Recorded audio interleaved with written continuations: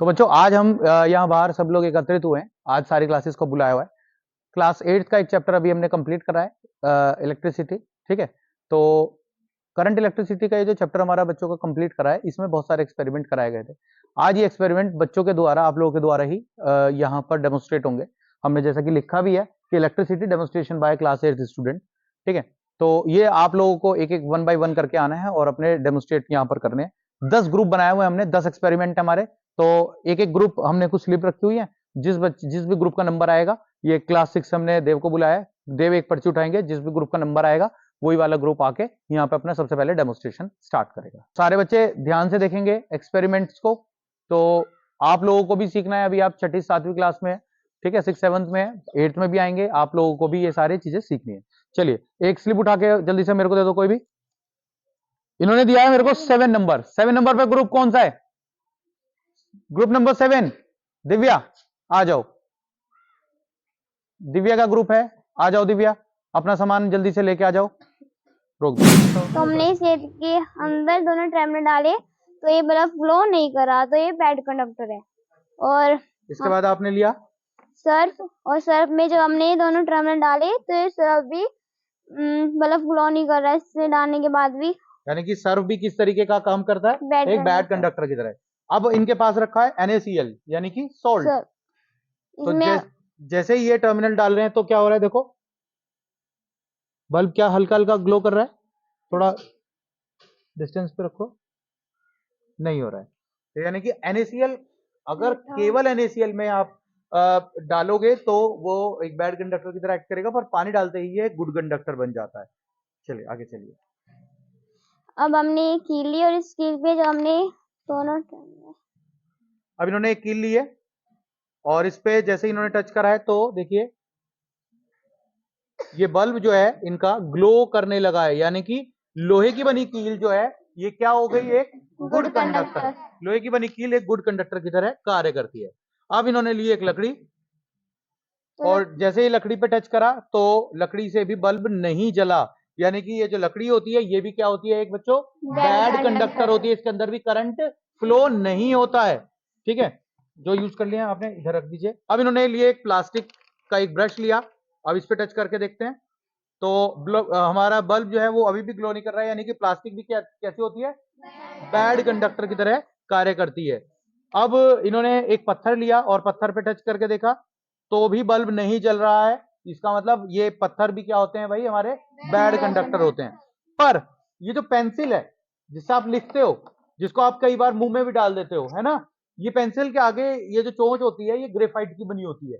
अब इसके ऊपर लगा के देखते हैं क्या बल्ब जलेगा या नहीं। चलिए लगाइए। कहीं आपके कनेक्शन में दिक्कत है यहाँ पे। हाँ, ये देखिए बल्ब अब बहुत तेजी से ग्लो कर रहा है। इसका मतलब क्या है बच्चों कि जो पेंसिल है ना, पेंसिल जो है एक गुड कंडक्टर है और पेंसिल से करंट फ्लो होता है। जिसे आप मुंह में दे देते हो पेंसिल को, है ना, तो पेंसिल को मुंह में नहीं देना चाहिए क्योंकि इसके अंदर जो है करंट फ्लो होता है, इलेक्ट्रॉन जो है फ्लो कर जाते हैं। तो पेंसिल जो हो गया एक हमारा बहुत अच्छा और एक गुड कंडक्टर होता है। चलिए नेक्स्ट दिखाइए। अब हमने एक इरेजर लिए, चलिए दिखाइए इरेजर। तो जब हम इरेजर को टच करते हैं तो इरेजर से भी बल्ब नहीं जल रहा है। इसका मतलब इरेजर भी क्या होगी? रबड़ भी जो होती है जिससे आप इरेज करते हो, ये भी एक बैड कंडक्टर है, इसके अंदर से भी इलेक्ट्रॉन का फ्लो आसानी से नहीं होता है। तो आपको समझ आया गुड कंडक्टर और बैड कंडक्टर कौन कौन से होते हैं?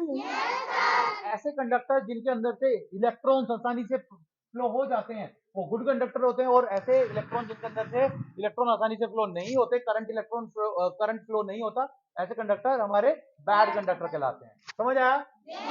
तो दिव्या और ऋतु का प्रेजेंटेशन आपको अच्छा लगा? तो एक बार इनके लिए जोरदार ताली। बहुत अच्छा लगा, दिव्या ने बहुत अच्छी तरीके से एक्सप्लेन करा अपना जो एक्सपेरिमेंट था। अब नेक्स्ट के लिए फिर से हमने बुलाया है सिद्धार्थ को। सिद्धार्थ एक स्लिप उठाओ इसमें से और देखते हैं इस बार 4 नंबर पे किसका है? पारस। पारस आ जाओ। इनका जो एक्सपेरिमेंट है वो है विद्युत का रासायनिक प्रभाव। चलिए बेटा स्टार्ट कीजिए। हाँ, यहाँ हमने एक बीकर में थोड़ा सा पानी लिया है और इसमें हम यूनिवर्सल इंडिकेटर सॉल्यूशन डालेंगे। कम से कम आपको 12-15 बूंद इसमें डालनी है। इसके बाद हम इसमें सोडियम सल्फेट डालेंगे।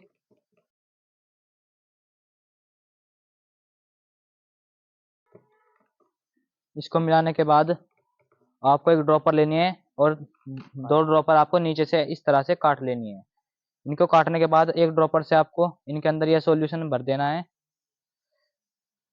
ड्रॉपर हमारी विज्ञान की किट में दिए हुए हैं।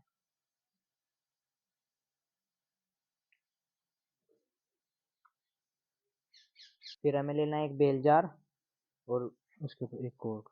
उसके ऊपर एक कोक लगा लेना है। ये विज्ञान की किट में दिया हुआ है। और हमें टाइट लगाना है बिल्कुल, ताकि वो ना इतना भी टाइट ना करें कि बेल जार टूट जाए, ठीक है ना। इस चीज का बच्चों आप लोग ध्यान रखेंगे। और और इसके जो 2 एनोड दे रखे हैं, एक एनोड और एक कैथोड, इसके अंदर आप क्या करेंगे, ये दोनों के दोनों जो ट्यूब्स हैं इनको इंसर्ट आपको करना है। चलिए करा दीजिएगा इनको इंसर्ट फटाफट, आगे से दिखा दो। नहीं अभी नहीं हुई, इनको एक नहीं हुई। इंसर्ट करने के लिए आपको नीचे से पकड़े रहना है ताकि गिरे ना।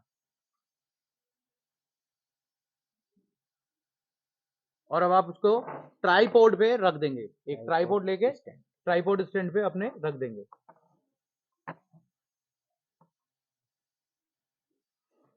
और यहां से आप इसको बैटरी से कनेक्शन दे देंगे। और जो हमने ये सॉल्यूशन बनाया था इसमें थोड़ा सा और डाल लेंगे हम। थोड़ा सा हमें इससे कनेक्ट करने हैं।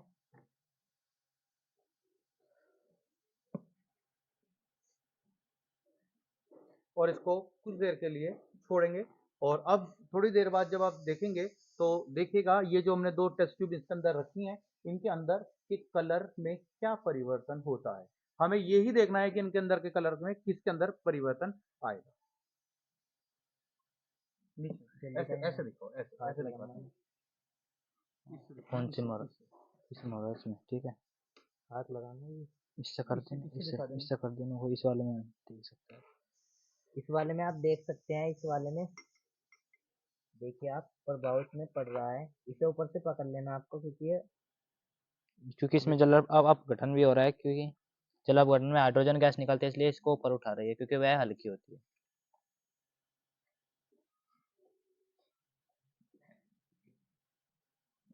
और यहां पर आपको एक बहुत अच्छी सी घटना देखने के लिए मिलेगी कि विद्युत धारा का रासायनिक प्रभाव क्या करता है कि कुछ रसायन का रंग उड़ा रहा है। कौन? विद्युत धारा। यानी कि जब किसी विद्युत धारा को किसी रसायन के अंदर से गुजारा जाता है तो उसका रंग जो है वो बदल जाता है। और आपको अभी रंग बदलते हुए दिखेगा क्योंकि हमने एक ही तरीके का पानी डाला है दोनों के दोनों ट्यूब में। और अब देखना जब इसके अंदर थोड़ी सी विद्युत धारा प्रवाहित हो जाएगी तो एक ट्यूब का रंग बिल्कुल हल्का हो जाएगा और एक ट्यूब का रंग बिल्कुल गाढ़ा हो जाएगा।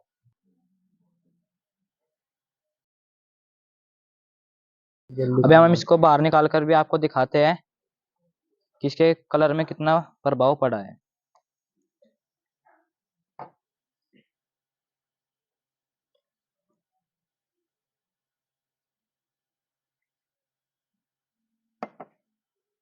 आप देख ही सकते हैं, एक ट्यूब का कलर बहुत ही गाढ़ा है और एक का बिल्कुल ही नॉर्मल, जैसे नॉर्मल वाटर का कलर होता है वैसा कर दिया है। और ये पानी का कलर आपको जो दिख रहा है यहाँ पर केमिकल का जो कलर दिख रहा है, ऐसा किस वजह से हुआ है? ये केवल विद्युत धारा के रासायनिक प्रभाव के कारण ही हुआ है कि एक केमिकल का कलर जो है पूरी तरीके से ऐसे ही है और दूसरे का पूरी तरीके से उड़ गया है। तो ऐसा बिल्कुल पानी जैसा पानी है और भरी ऐसी थी हमने दोनों, ये है ना।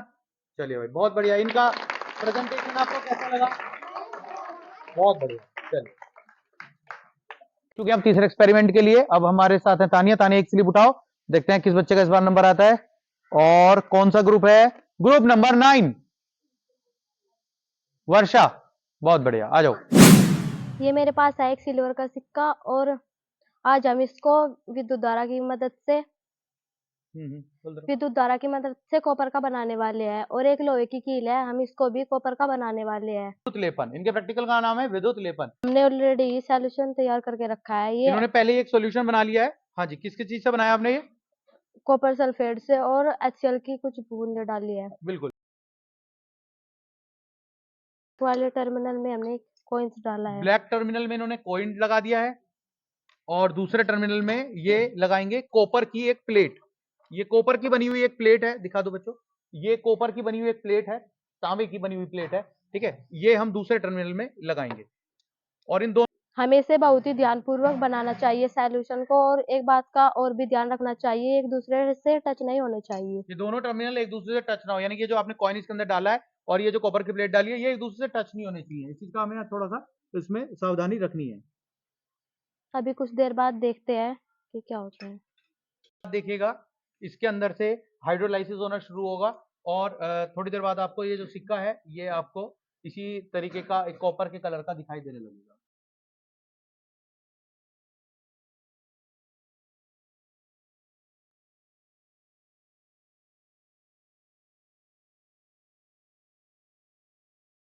अब नेक्स्ट एक्सपेरिमेंट के लिए मेधावी है हमारे साथ। मेधावी स्लिप उठाइए, कोई भी स्लिप उठाओ और देखते हैं इस बार कौन सा यहां पर ग्रुप है। ग्रुप नंबर 3, ग्रुप नंबर 3 किसका है? ग्रुप नंबर 3 आंचल और हिमांशी, आ जाइए बेटा। पहले बताना कि हमारे भाई आज हम जानते हैं विद्युत धारा का उसमें प्रवाह। अक्सर आपने अपने घरों में देखा होगा कि विद्युत प्रेस, बल्ब, हीटर, रोड चलाने के लिए जब चलाते हैं तो वे गर्म हो जाती है। जैसे कि आज हम जानेंगे कि आपके घरों में जो इलेक्ट्रिक प्रेस होती है ना, और वाटर हीटर की रोड होती है और ब्लोअर होते हैं, बहुत सारी चीजें होती हैं जिनको बहुत तेज गर्म हो जाती हैं और गर्म के कारण ही हम उनको यूज करते हैं। इलेक्ट्रिक प्रेस होती है ना, गर्मी के कारण, उनकी हीट के कारण ही उनको यूज करते हैं। तो आज उसी तरीके का एक प्रभाव यहाँ पर हम देखेंगे इन बच्चों के द्वारा। इनके पास रखा हुआ एक जनित्र, और इस जनित्र को जैसे हम चलाते हैं तो इसके अंदर क्या होता है, करंट प्रोड्यूस होता है। और ये करंट जो है, अब इन्होंने यहाँ पर क्या रखा है बेटा, ये क्या रखा है आपने? 5 ओम का एक इन्होंने यहाँ पर रेजिस्टेंस रखा हुआ है। तो जब ये इसको चलाएंगे, चलाइएगा,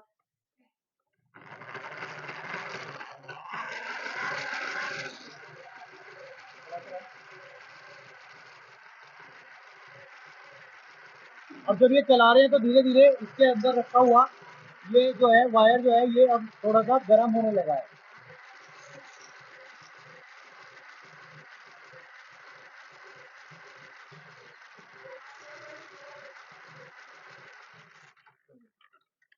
अब देखिए, अगर हम इसको अब टच कर रहे हैं तो हमें ये वायर जो है काफी टच करके गर्म फील हो रहा है।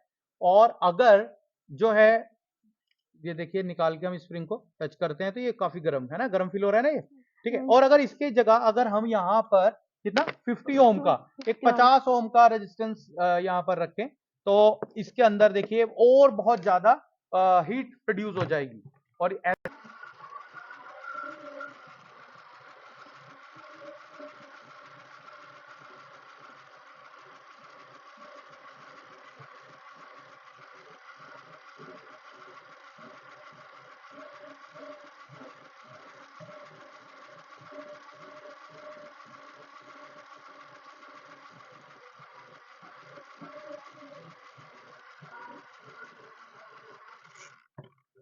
और अब हम इसको चेक कर रहे हैं स्प्रिंग को कि कितनी गर्म हुई है। तो ये पहले वाले से और बहुत ज्यादा, देखिए बच्चों चेक करो आप भी, पहले वाले से और बहुत ज्यादा स्प्रिंग जो है गर्म हो गई है। बहुत गर्म स्प्रिंग अब यहाँ पर ये हो गई है इतनी, अगर अभी हम थोड़ी देर और चलाएं तो हम इसको टच भी नहीं कर पाएंगे इवन, इतनी ज्यादा ये गर्म हो गई है। तो ये था विद्युत धारा का ऊष्मा प्रभाव। कैसा लगा आप लोगों का एक्सपेरिमेंट? बहुत अच्छा। चलिए कार्तिक आजा। अब हमारे पास नेक्स्ट एक्सपेरिमेंट के लिए फिर से हम स्लिप उठाएंगे। चलिए कार्तिक स्लिप उठाइए और देखते हैं अब कितना नंबर, एक नंबर 1 पे कौन है भाई, आ जाओ जल्दी से, ले आओ अपना। तो दोस्तों हम आपको दिखाएंगे पेंसिल डांस। और हमने पेंसिल डांस दिखाने के लिए हम एक बैलून और एक पेंसिल लिया है। तो पहले तो हम इस पेंसिल को यहाँ पे रख देंगे, फिर इस बैलून को सिर पे थोड़ा सा रब कर लेंगे। देखिए आज आप एक पेंसिल डांस देखने वाले हैं। अभी जैसे कि विनीत ने कहा, देखिएगा और ये पेंसिल, पेंसिल ये देखिए कितनी तेजी से पेंसिल घूम रही है भाई, क्लैपिंग कर दो एक बार। और ये पेंसिल दरअसल घूम क्यों रही है, ये कोई जादू नहीं है, ये विज्ञान है, यही हमारी साइंस होती है। दरअसल क्या हुआ, जब इन्होंने एक गुब्बारा लेके उसको अपने सिर पे, अपने दोस्त के सिर के ऊपर इसको रब करना स्टार्ट किया, तो जो इनके सर था, इनके सर पे से चार्ज जो है इसके अंदर ट्रांसफर हो गए। अब इसके ऊपर चार्ज ट्रांसफर हो गए। अब जैसे ही गुब्बारे को चार्ज वाले गुब्बारे को जैसे ही पेंसिल के पास लेके आया गया क्योंकि हमें पता है पेंसिल के अंदर क्या होता है, ग्रेफाइट होता है अंदर, तो उसकी तरफ क्या होगा, ये अट्रैक्ट करने लगी। देखो ये देखिए, आकर्षण के कारण ये पेंसिल जो है, इसकी वजह से ये पेंसिल बड़ी तेजी से ये घूम रही है, तो इसी को कहते हैं पेंसिल डांस। और यही होता है हमारा आवेश, जो कि आप लोगों ने देखा होगा हमारे तारों के अंदर से फ्लो होता है। ठीक है भाई, कि बेटा एक स्लिप उठाओ और जल्दी से बताओ किसका नंबर है इस बार, बता दो। एक्सपेरिमेंट नंबर 6 किसका है, आरती एंड ग्रुप। आरती आ जाओ जल्दी से अपने ग्रुप के साथ फटाफट। आरती। तो आज हमने यहाँ एक बैटरी ली है और हमारे इस एक्सपेरिमेंट का नाम है सरल परिपथ, और आज हमने इसको खुद बनाया है और आज हम इसको टेस्ट करने वाले हैं। और हमने इसे बनाने के लिए यहाँ से एक बैटरी ली है और कुछ वायर्स और एक पिन, और इस पिन को हम इस वायर से लगाएंगे। ये बल्ब ग्लो कर रहा है और धारा जो है एक स्थान से दूसरे स्थान तक आसानी से जा रही है। तो इस तरीके से हम एक सरल परिपथ बना सकते हैं। सरल परिपथ बनाना अगर आपको सीखना है तो ये बहुत आसानी से शिवी और उसके ग्रुप ने सिखाया है, बनाना बताया है। इसमें इन्होंने एक बैटरी ली है और एक बल्ब लगाया, कुछ वायर लगाए हैं और एक पिन के माध्यम से आपको दिखाया है। देखिए आप सारे बच्चे भी देख सकते हैं, इधर से मैं आपको दिखा रहा हूं। एक इन्होंने पिन लगाई, यानी कि पिन के अंदर से होते हुए करंट जा रहा है। देखिए ये देखिए, पिन को हमने जैसे टच करा तो ये बल्ब जो है आसानी से ग्लो करता हुआ आपको दिख रहा होगा। इस तरीके से हम सरल परिपथ आसानी से बना सकते हैं। ये देखिए जल गया ये, ठीक है ना। तो इस तरीके के सरल परिपथ जो है हम इस तरीके से आसानी से बना सकते हैं। बात समझ में आई। और इस बार आता है ग्रुप नंबर 10। ग्रुप नंबर 10 कौन है?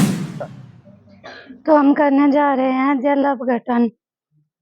तो इसके लिए हमने लिया है एक बीकर, उसमें लिया है पानी और 2 पेन लिए हैं और वे लगा दिए है। अब इसमें थोड़ा सा नमक गिरेंगे। चलो डाल दो नमक, वो डाल दो थोड़ा सा।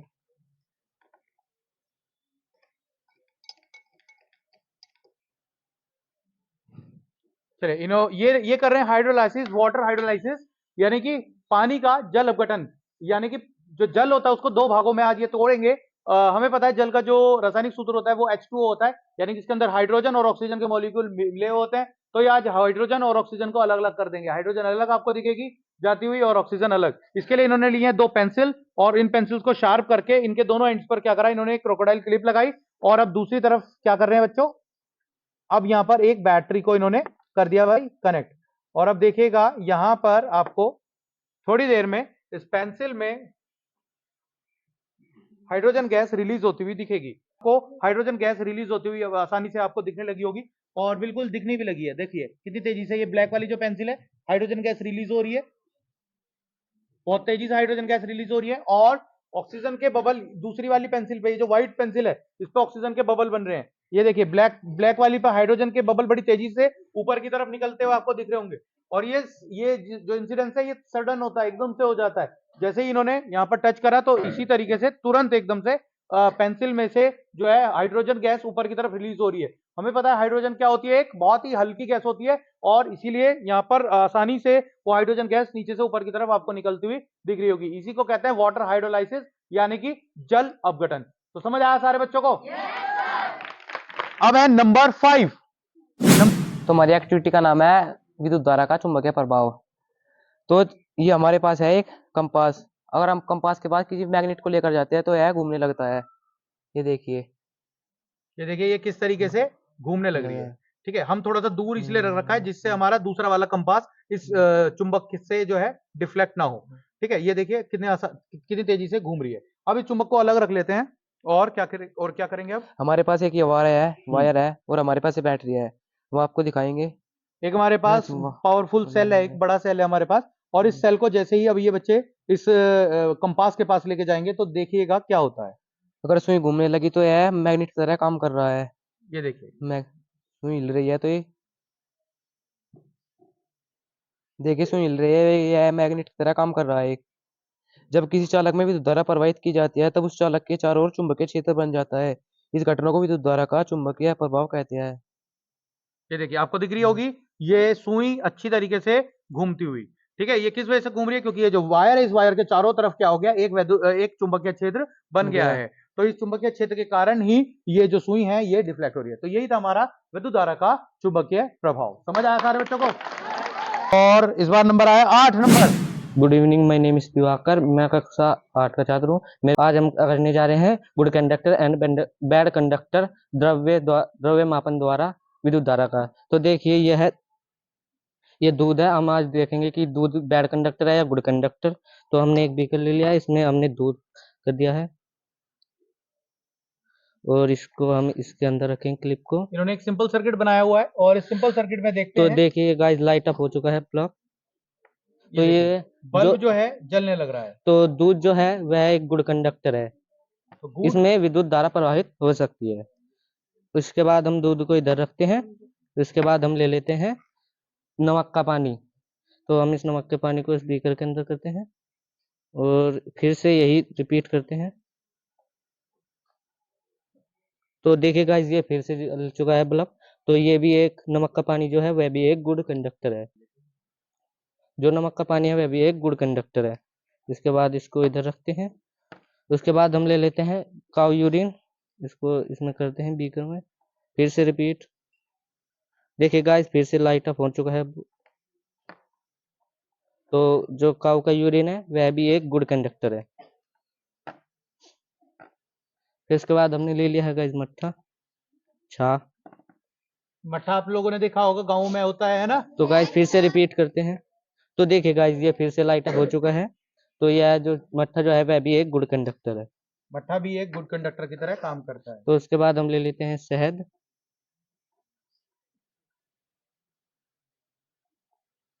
ये बिल्कुल छत्ते से निकला हुआ शहद है। तो अब शहद को चेक करेंगे कि शहद किस तरीके का कंडक्टर होता है, गुड और बैड। देखिए गाइस, ये लाइट अप नहीं हो रहा है। जो शहद जो है एक बैड कंडक्टर है। देखिए इसमें बहुत हल्का सा बल्ब आपको ग्लो करता हुआ दिखेगा, बहुत ही हल्का, नाम मात्र का। ठीक है, तो यानी कि इसको एक तरीके का बैड कंडक्टर ही होता है ये। देखिए हाँ जी। जल नहीं पा रहा है, बहुत हल्का फुल्का सा ही दिख पा रहा है। और ये हल्का सा भी इसलिए दिख रहा है क्योंकि इससे पहले हमने इसको जो है मट्ठे के अंदर डाला था, तो इस वजह से यहाँ पर ये ग्लो करता हुआ आपको दिख रहा है। शहद में विद्युत धारा प्रवाहित नहीं होती है। उसके बाद फिर से हमने ले लिया है चीनी का पानी। तो इस चीनी के पानी को इसमें रखते हैं बीकर में। अब देखते हैं चीनी का पानी क्या है, गुड कंडक्टर है या बैड कंडक्टर। देखिए गाइस, बल्ब लाइट अप हो चुका है। तो यह ग्लो कर रहा है यहाँ पर भी। तो यह एक जो चीनी का पानी है वह एक गुड कंडक्टर है। इसमें भी धारा प्रवाहित हो जाती है। उसके बाद हमने ले लिया है नेक्स्ट बीकर। फिर से ले लिया हमने गन्ने का रस। गन्ने का रस बच्चों, अब देखिए गन्ने का रस में विद्युत धारा प्रवाहित होती है नहीं, ये भी चेक कर रहे हैं। तो देखिए गाइस, ये लाइट अप हो चुका है बल्ब ग्लो कर रहा है, देखिए। तो जो गन्ने का रस होता है वह भी एक गुड कंडक्टर होता है। इसमें भी धारा प्रवाहित हो जाती है। उसके बाद हम लेते हैं नेक्स्ट बीकर और ये हमारा नींबू का रस। तो इस नींबू के रस में हम ये दोनों चीज देखिए गाइस, ये फिर से लाइट अप हो चुका है। जो नींबू का रस है वह भी एक गुड कंडक्टर है। नहीं। तो गाइस, ये है सरसों का तेल। तो इसमें भी हम ये करके देखेंगे। देखिए गाइस, ये लाइट अप नहीं हो रहा है बल्ब। अब बल्ब बिल्कुल भी ग्लो नहीं नहीं हो कर रहा है। देखिए बल्ब को ध्यान से, ज- ये रहा बल्ब आपका, और ये बल्ब अब ग्लो नहीं कर रहा है। यानी कि सरसों का तेल जो है एक बैड कंडक्टर है। बैड कंडक्टर की तरह act कर रहा है। तो नेक्स्ट बीकर लेते हैं और इसमें हम करेंगे सिरका। तो फिर से रिपीट करेंगे इस चीज को। देखिए गाइस, लाइट अप हो चुका है बल्ब। तो जो सिरका है वह एक गुड कंडक्टर है। इसमें भी धारा प्रवाहित हो जाती है। उसके बाद नेक्स्ट तो साधारण जल। अच्छा ये ये रहा। लो। तो देखिए गाइस, हमने ले लिया है साधारण पानी।